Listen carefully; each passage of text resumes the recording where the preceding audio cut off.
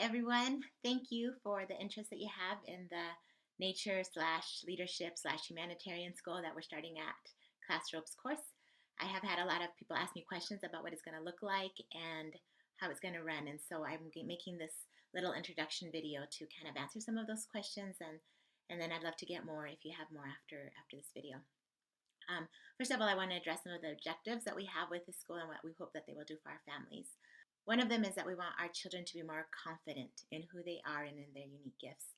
Many of us struggle with anxiety and depression, and we want our kids to be able to move past that when things are hard, that they can continue forward, that there is going to be light, and that they can move forward on their path.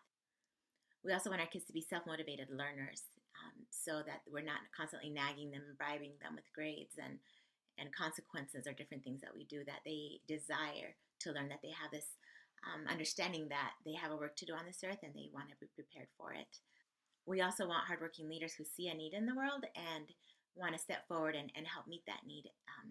Our culture tends to be kind of self-focused, and so it's all about what we want, what our dreams are, what our passions are, and that can kind of cause us to start thinking all about ourselves and get really within ourselves and stop seeing the needs in the world and the things that we can help with. And really the answer to finding out our unique path and our unique gifts is to look at the problems around us, the issues that we see, the things that bother us and that we want to do something about. And that's where we start often discovering our unique gifts and ways that we can help. We also want our kids to set inspired and meaningful goals. Often we set goals and they become like sticks to beat ourselves up with instead of tools to help us reach a certain character trait or help us become a certain way. And so we want to teach our kids how to set those kind of goals and how to move forward in them and not get pulled back by them because we're not meeting them or they're not serving their purpose. And we can change them, move forward in a way that will serve their purpose and that will help them become tools that we use to help us become who we need to be. We also want to raise families who are creative problem solvers, who see needs and who find creative ways to meet them. One of the problems in our culture is that many of us are waiting for someone to do something to fix the problems we see. So we're becoming very government heavy and waiting for them to fix our problems or waiting for some law or something else to come along. We need to become creative problem solvers so that we start to see how we can fix our own problems and make a difference in the world, starting with ourselves and moving to our family and then moving outward from that. Another problem in our culture is that our kids are measured in certain areas of intelligence and graded on those things when often their genius or their level of intelligence is in a different area that isn't measurable. And so they start to think that they're not very smart and that they don't have talents, but the truth is that they each have unique talents and gifts to offer the world. And so this will help them start to notice those in themselves, to start to see those so that they can grow in confidence as well as in ability and skill to do the work that is here for them to do. We also want to build courage to step out of our comfort zone.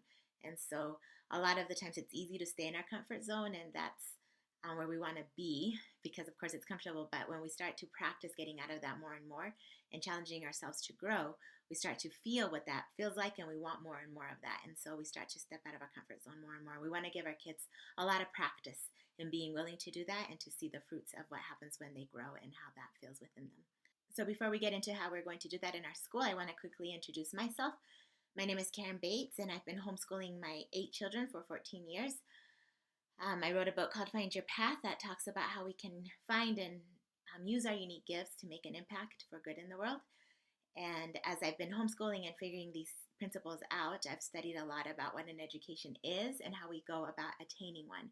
And that is why I decided to go ahead and start this program, because I feel so strongly that this need is not being met in a lot of the resources that we have available today.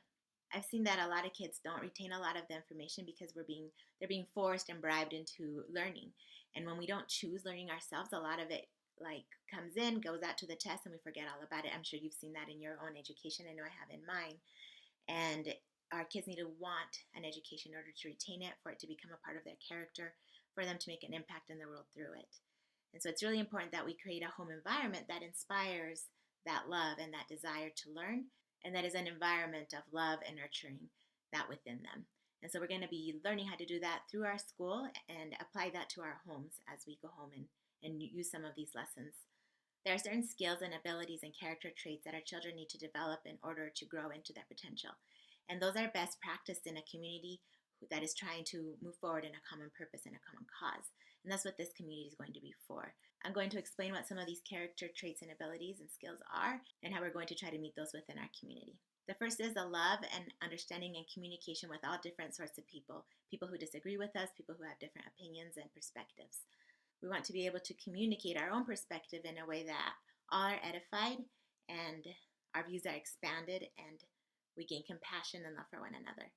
So to do this, we're going to have weekly role plays and communication lessons that remind us how to see each other, include each other, and speak to one another in a respectful and caring way. We're also going to read a short biography each week about a person who has done some good in the world so we can start to see the patterns in finding and moving forward on our personal path. These biographies will be from people of many different cultures and interests so that we can gain an appreciation for a diversity of cultures and a diversity of talents as we discover our own. These will also teach us to see patterns in history and in the way that people live their lives around us. We will also be reading a classic book every 4 to 6 weeks, and we will have time to discuss the things that we're learning. By a classic book, I mean a book that's full of true principles that will help us live life better and more fully. These discussions will help us open our minds to new perspectives and ways of thinking as we each see the same material through different eyes and experiences. Another important ability to develop is leadership. We will learn to lead as groups work together on projects to make the world a better place. And as youth are giving stewardship and responsibilities over the land we will be caring for, over group projects, and over the social environment in our school. We will have 7 acres of land to work with. We're going to encourage everyone to brainstorm ideas about what to do with it in a way that respects it and uses it to improve the lives of everyone around us. We have had several ideas already about cool projects like willow branch gazebos, trellis tunnels with peas and gourds that grow through them, hay gardens and corn mazes, pumpkin patches to sell pumpkins at the Halloween cruise they do at the ropes course, little plots of land for each child to grow something they want to sell or contribute with, and a lot of other fun ideas. These will also be connected to the entrepreneurial projects that we will have everyone involved with so that they can grow the resources needed to serve in our community as well as throughout the world. Projects will include things like plays, farmers markets, video projects, dances, and other such events to help fund our community efforts and our humanitarian trips so that our families can share their light and their love and the resources with others throughout the world. These projects will also teach them marketing, writing, speech, video, and other entrepreneurial skills. A third trait we want them to develop is courage, a desire to step out of their comfort zone in order to grow and make a better contribution. So we do this through ropes course challenges at the school where we ask them to challenge themselves as much as they are willing. So nobody's going to make them do anything they're not comfortable with, but we are going to ask them to challenge themselves to the level that they feel they can challenge themselves to. And we'll also give them a list of challenges to do at home that week that will help them grow out of their comfort zone and grow into who they are.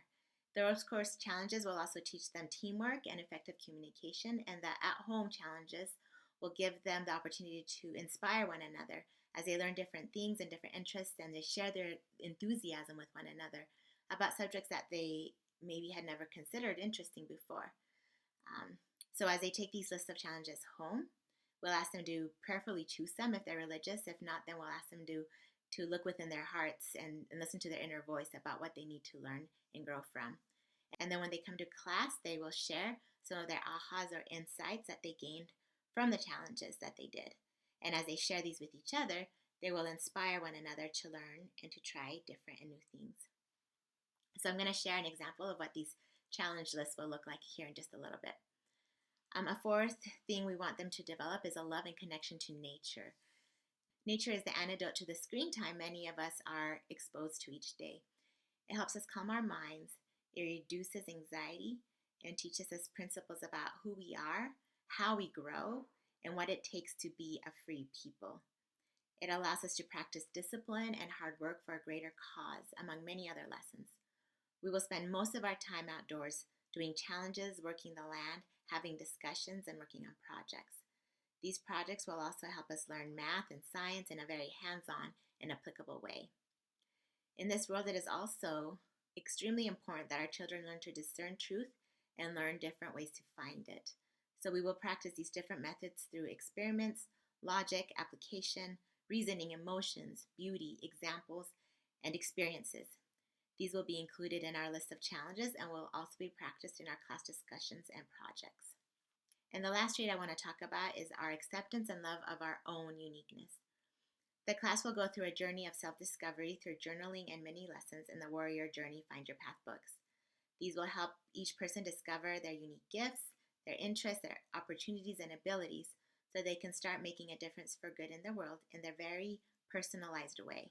They'll earn symbolic emblems that represent the abilities they gain as they make and keep personal goals in different areas of their life: spiritual, mental, emotional, physical, relationship, environment, and impact goals.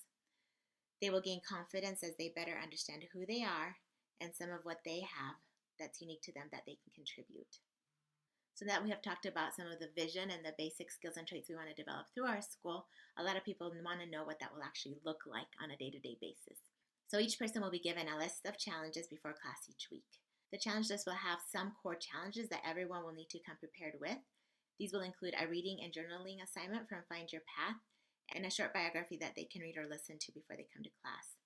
And then they will be asked to choose from a list of challenges for the week.